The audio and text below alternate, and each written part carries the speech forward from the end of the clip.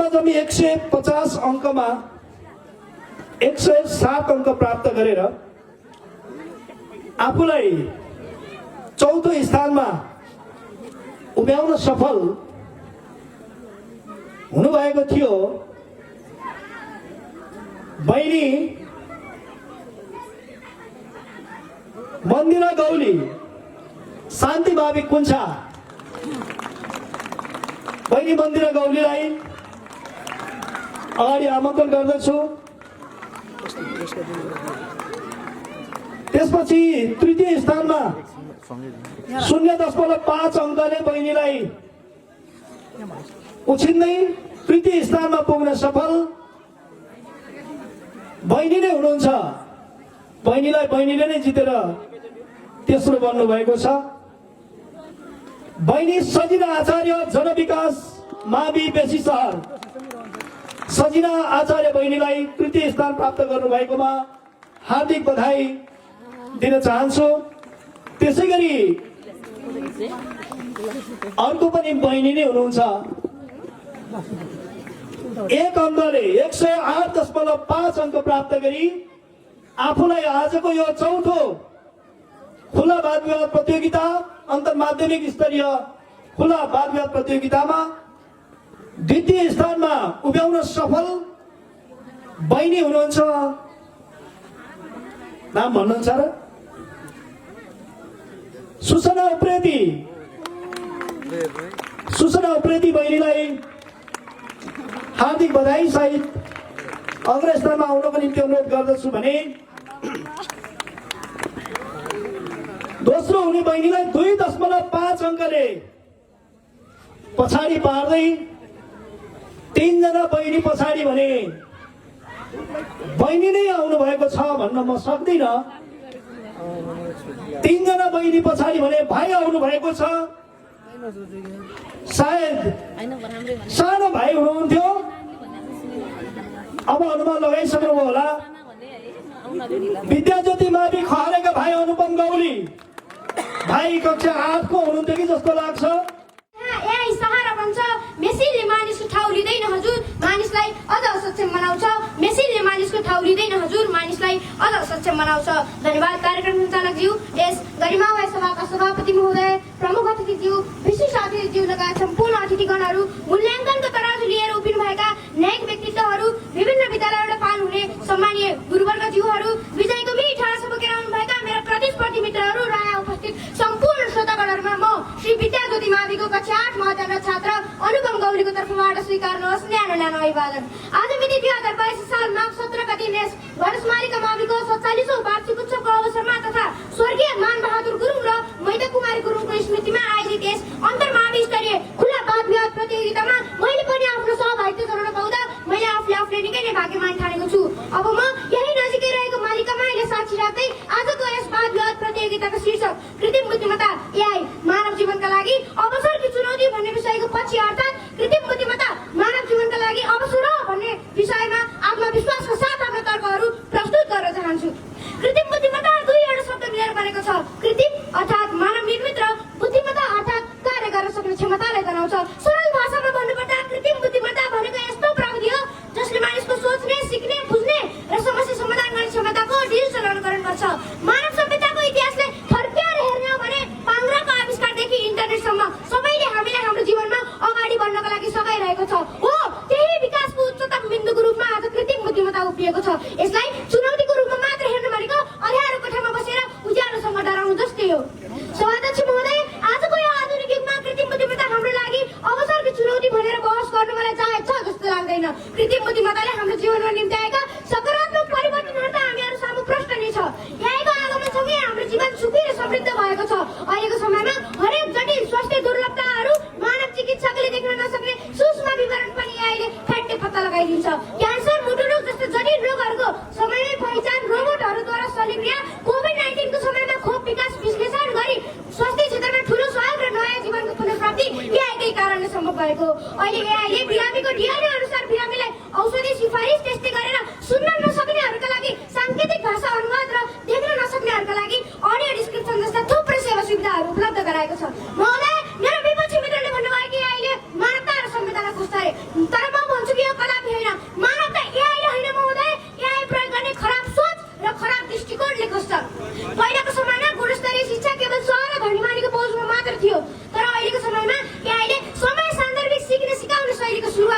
अहिलेको समयमा हामीले घरमै बसी बसी एआई आधारित प्लेटफर्म र च्याट जिपिटी जेमिनाई जस्तै एआई टुल्सहरूको प्रयोग गरेर एजुकेसन कोर्सहरू लिन सक्छौँ। एआईले विद्यार्थीको स्तर अनुसारले विद्यार्थीलाई पाठ्यक्रम सामग्री र शिक्षक उपलब्ध गराइदिन्छ। महोदय, मेरो विपक्षी मित्रले भन्नुभयो कि आज विद्यार्थीहरू एआईमा मात्र सीमित छन् रे। एआईले विद्यार्थीको सोच्ने स्तर सीमित बनाउँदैन, झन् यसले त सही मार्गदर्शन प्रदान गरेर उनीहरूको सोच्ने क्षमता बढाउँछ। त्यस्तै गरेर एआईले विद्यार्थीले सीमित बनाउने होइन, बरु पुरानो सोचले शिक्षालाई सीमित बनाउने हो। महोदय, मेरो विपक्षी मित्रले यो पनि भन्नुभयो कि एआई भयङ्कर र डरलाग्दो छ अरे। हो, एआई आगो जस्तै छ, सदुपयोग गरे उज्यालो दिन्छ, दुरुपयोग गरे जलाउन पनि सक्छ। तर हामीले आगोको डरले उज्यालो त्याग्न सकिँदैन।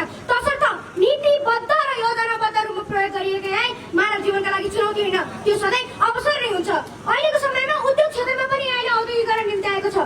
मानिसले गर्न नसक्ने असम्भव कार्यलाई पनि रोबोटहरूले सम्भव बनाएका छन्। कार्य क्षेत्रमा एआईको बढ्दो प्रयोगले गर्दाखेरि कार्य छिटो, छरितो र झनै एक्युरेट भएको छ। महोदय, मेरो विपक्षी मित्रले भन्नुभयो कि एआईले रोजगारी खोज्छ अरे। यो सुन्दा मलाई अचम्म लाग्यो। यो केवल अधुरो सत्य हो। इतिहास साक्षी छ। जब कम्प्युटर आयो तब पनि सबैले ला अब यसले हाम्रो रोजगारी खोज्ने भयो भनेर भ्रम फैलाएका थिए। तर कम्प्युटरले पनि रोजगारी खोजेन, यसले केवल रोजगारीको स्वरूप बदल्यो। त्यसरी नै एआईले पनि रोजगारी खोज्दैन, यसले झन् नयाँ नयाँ रोजगारी, सिप, प्रविधि, तालिमहरू सिर्जना गर्छ। महोदय, मेरो विपक्षी मित्रले यहाँ जुन एआईले चुनौती भन्नुभयो नि, म यहाँ ढुक्क साथी भन्न सक्छु कि आज उहाँले कहीँ कतैबाट यहाँ आफ्नो तर्कहरू प्रस्तुत गर्ने क्रममा एआईकै मार्फतबाट उहाँले आफ्नो तर्कहरू लिएर आउनु भएको थियो होला। महोदय, मेरो विपक्षी मित्रले भन्नुभयो कि एआई नैतिक छैन रे। एआईले नैतिकता सिक्छ हामीले दिएको डाटा र इन्स्ट्रक्सनबाट। अहिलेको समयमा कृषिमा उत्पादन अनुमान, माटोको उत्पादकत्व परीक्षण, मौसमको पूर्व अनुमान एआईकै कारणले सम्भव भएको छ। त्यस्तै गरेर पर्यटनमा स्मार्ट प्रबन्धन र प्रशासनमा पारदर्शिता र झर्तोपन पनि आज एआईकै कारणले सम्भव भएको। प्रख्यात व्यक्तित्व बिल गेट्सले समेत भनेका छन् कि एआईको विकास बिजुली र आगोको आविष्कार जत्तिकै महत्त्वपूर्ण छ। हाम्रो कल्पनाभन्दा बाहिरका मार्समा गएर रोभर चलाउनु, अन्तरिक्षमा गएर स्वतः नेभिगेसन सिस्टम चलाउनु लगायतका विविध कुराहरू आज एआईकै कारणले सम्भव भएको छ। महोदय, मेरो विपक्षी मित्रले भन्नुभयो एआईको गोपनीयता सङ्कट अरे। म उहाँलाई प्रश्न गर्न चाहन्छु कि के एआई आउनुभन्दा अगाडि हाम्रो गोपनीयता पूर्ण रूपमा सुरक्षित थियो? के एआई आउनुभन्दा अगाडि ह्याकिङ, फिसिङ जस्ता साइबर क्राइमहरू हुँदैन थिए र? अवश्य पनि हुन्थ्यो। यो कानुनी समस्या, यसका लागि एआईलाई दोष दिन कदापि पनि मिल्दैन। म मेरो सम्पूर्ण विपक्षी मित्रहरूको ध्यान आकर्षण गराउन चाहन्छु। एआई बेरोजगारी होइन, यो सिप क्रान्ति हो। एआई समस्या होइन, यो समाधान गरिनुपर्ने कुरा हो। एआई रुकावट होइन, यो अघि बढ्ने सिडी हो। भविष्य एआई बिना छैन, एआई सँगै छ। एआईले अस्वीकार गर्नु भनेको विकासले अस्वीकार गर्नु बराबर हो। अन्त्यमा म के भन्न चाहन्छु भने जोखिम हरेक प्रविधिमा छ, विद्युतमा पनि, विमानमा पनि, इन्टरनेटमा पनि। तर एआईको गति, शक्ति, सटीकता र क्षमताको कारणले गर्दा यो हाम्रो लागि ऐतिहासिक अवसर बन्न पुगेको छ। यदि अहिलेको समयमा हामी एआईबाट डराएर पछि हट्यौँ भने भोलि इतिहासले धिक्कार्नेछ। तिनीहरूले अवसरको युगमा डरको राजनीति किन गर्यो? त्यसैले म दृढता साथ यो भन्न सक्छु कि कृत्रिम बुद्धिमत्ता हाम्रो लागि चुनौती होइन, यो ऐतिहासिक अवसर हो। यदि एआईको नीतिबद्ध र योजनाबद्ध प्रयोग गरियो भने एक दिन आउनेछ जुन दिन सारा मानव सभ्यताले गर्वसाथ भन्न सकि मानिसले एआई बनाएर एआईले मानव जीवनलाई छनै राम्रो बनायो। धन्यवाद। यस सभाका सभाध्यक्ष महोदय, प्रमुख अतिथि, विशिष्ट अतिथि, अतिथिगण, हातमा निष्पक्ष न्यायको तराजु लिएर दुधको दुध र पानीको पानी छुट्याउन बस्नुभएको निर्णायक मण्डल, मेरा प्रतिस्पर्धी तथा अप्रतिस्पर्धी साथीहरू र उपस्थित सम्पूर्ण महानुभावहरूमा म असली प्याराडाइज माध्यमिक विद्यालयको कक्षा 9 मा अध्ययनरत छात्रा सुसाना उप्रेतीको तर्फबाट स्वीकार्नुहोस् दीर्घकालीन ज्ञान अभिवादन। आज यस विद्यालयको 47औं वार्षिकोत्सव तथा अभिभावक दिवस समारोहको अवसरमा आयोजित कृत्रिम बुद्धिमत्ता मानव जीवनका लागि अवसर कि चुनौती भन्ने खुल्ला विषयक वाद विवाद प्रतियोगितामा आमन्त्रण गरी आफ्ना भनाइहरू अभिव्यक्त गर्ने अवसर प्रदान गरिदिनु भएकोमा विद्यालय परिवारप्रति हार्दिक आभार व्यक्त गर्दै म यसको पक्षका तर्फबाट आफ्ना भनाइहरू राख्ने अनुमति चाहन्छु। सभाध्यक्ष महोदय, सर्वप्रथम म कृत्रिम बौद्धिकताको परिचय दिन चाहे। कृत्रिम बौद्धिकता कम्प्युटर प्रणालीको यस्तो स्वरूप हो जसले मानवीय बुद्धि र विवेक जस्तै गरी सोच्ने, विश्लेषण गर्ने र निर्णय गर्ने क्षमता राख्छ। यही विशेषताका कारण विश्व समुदायमा यसको लगानी हुन थालेको छ। पहिलो पटक एआईको सुरुवात सन् 1956 मा जोन म्याकार्थीले गरेका हुन्। उनका अनुसार एआई साइन्स र इन्जिनियरिङ हो जसको माध्यमबाट इन्टेलिजेन्ट मसिनहरू बनाइन्छ र सो मसिनहरूलाई मानिसले जसरी नै काम गर्न सक्ने योग्य बनाइन्छ। आजको 21औं शताब्दीमा कृत्रिम बौद्धिकता विश्वको सबैभन्दा चर्चा र बहसको विषय बनेको छ। यस नवीनतम प्रविधिले मानव जीवनलाई सरल, सहज र परिष्कृत बनाउन सफल भएको वास्तविक यथार्थलाई नकार्न सकिँदैन। आजको विश्व समुदाय जसले कृत्रिम बौद्धिकताको प्रयोग व्यापार, व्यवसाय, शिक्षा, स्वास्थ्य, मनोरञ्जनदेखि सार्वजनिक प्रशासन र पूर्वाधार निर्माणमा गरिरहेको छ। व्यापार व्यवसायमा यसले कायापलटै ल्याएको छ। के यो एआई को चमत्कार होइन र महोदय? एआई प्रविधिको विकास र प्रयोगका कारण थुप्रै नयाँ नयाँ प्रकृतिका कामहरू सिर्जना भएको छन्, जसमा मुख्य रोजगारीका सम्भाव्य क्षेत्रहरू जस्तै AI ethics and policy specialist, AI trainer, data specialist, data scientist, prompt engineer आदि इत्यादि हुन्। तीव्र निर्णय निर्माण, कार्यक्षमतामा अभिवृद्धि, ग्राहक सेवा तथा रेस्पोन्समा अटोमेसन जस्ता यसका सकारात्मक पक्षका कारण उद्योग र अर्थतन्त्रमा यसले विकासमा मद्दत पुर्याएको छ। एआईले सम्भाव्य रोगको निदानमा समेत सहयोग पुर्याएको छ। सेवाग्राहीसँग एआई च्याटबक्स मार्फत अन्तर्क्रिया गर्ने अभ्यास काठमाडौँ तथा ललितपुर महानगरपालिका लगायतका सरकारी निकायले सुरु गरिसकेका छन्। एआईको अर्को सम्भाव्य क्षेत्र राष्ट्रिय सुरक्षा व्यवस्थापन पनि हो। यसले विपद व्यवस्थापन, साइबर सुरक्षा, अपराध अनुसन्धान जस्ता क्षेत्रहरूमा सहयोग पुर्याएको छ। बायोमेट्रिक भेरिफिकेसन लगायतका कार्यहरू त हाल अनिवार्य शर्त नै बनेको छ। अझै मेरो विपक्ष मित्र भन्नुहुन्छ एआई मानव जीवनका लागि चुनौती हो, तर म उहाँको यस भनाइ पनि सहमत छैन। यसले विभिन्न अवसरहरू समेत सिर्जना गरेको वास्तविक यथार्थबारे बुझिदिन म उहाँलाई आग्रह गर्न चाहन्छु। एआईले विद्यार्थीको गृह कार्य गर्न सहयोग पुर्याएको छ र विद्यार्थीको सृजनात्मक र रचनात्मक क्षमतालाई अभिवृद्धि गरेको छ र जस्तो सुकै कठिन कामलाई छिटो र नथाक्ने गर्न सक्ने यसको कार्य क्षमताले हामीले भुल्नु हुँदैन। स्विजरल्यान्डको जेनेभामा हालै सम्पन्न भएको विश्वकै पहिलो एआई पत्रकार सम्मेलन भएको थियो। त्यसै गरी हङकङ स्थित ह्यान्सन रोबोटिक कम्पनीले निर्माण गरेको सोफिया रोबोट त्यत्तिकै चर्चामा रहेको छ भने चीनले एआई सम्बन्धी नीति निर्माण गरेर कार्यान्वयनमा अगाडि बढिरहेको छ। सभाध्यक्ष महोदय, मेरो पूर्ववक्ता साथीले भन्नुभयो कि एआईको प्रयोगले मानवहरू कुलतमा फस्ने र एआईको दुरुपयोग गर्ने जस्ता कार्यहरू जोखिमहरू निम्त्याएको छ, तर म उहाँको यस भनाइप्रति सहमत छैन। किनभने उदाहरणका लागि एउटा धारिलो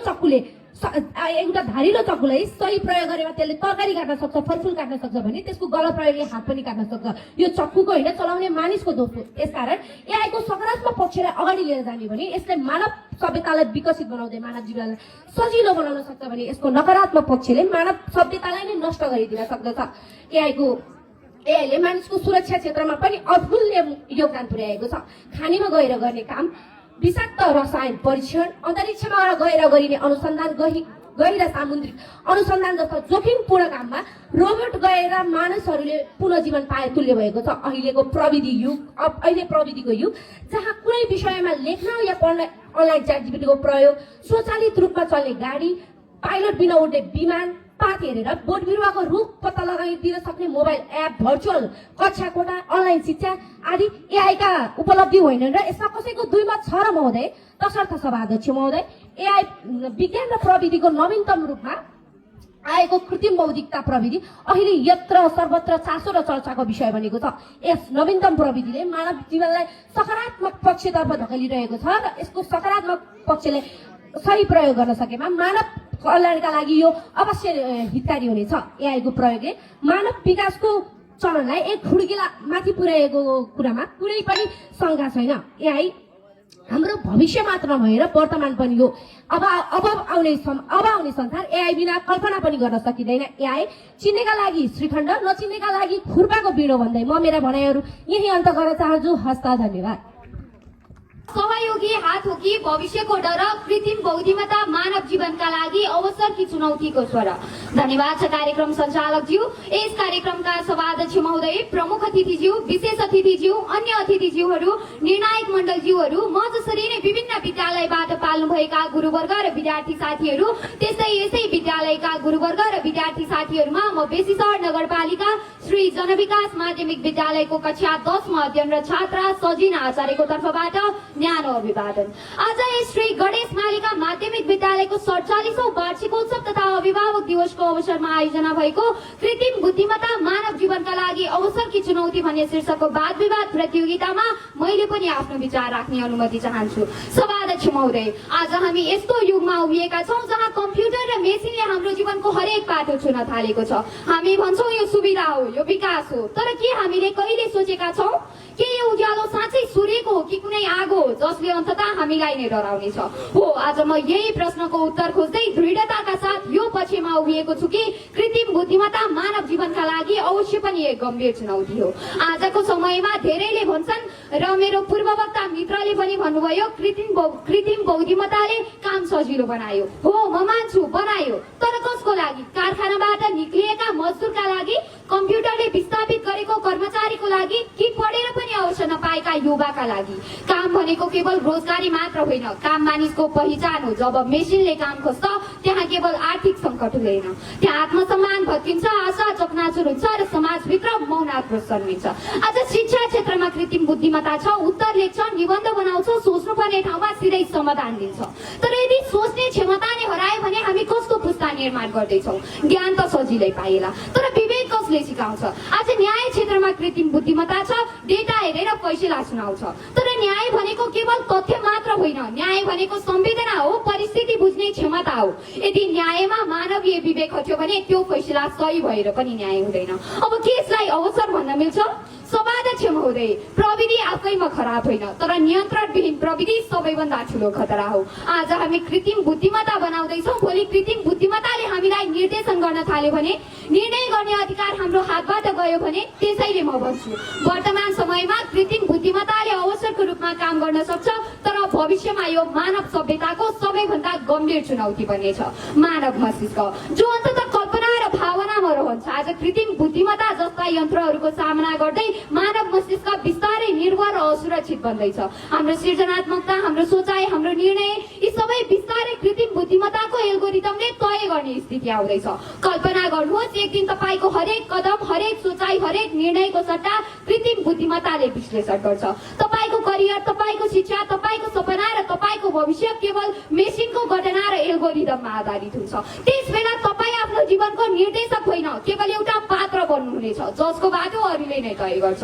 अब विपक्षी साथीहरू तपाईँ आफै भन्नुहोस्, यसरी त हामीले आफ्नै स्वतन्त्रता गुमाउँदैनौँ र?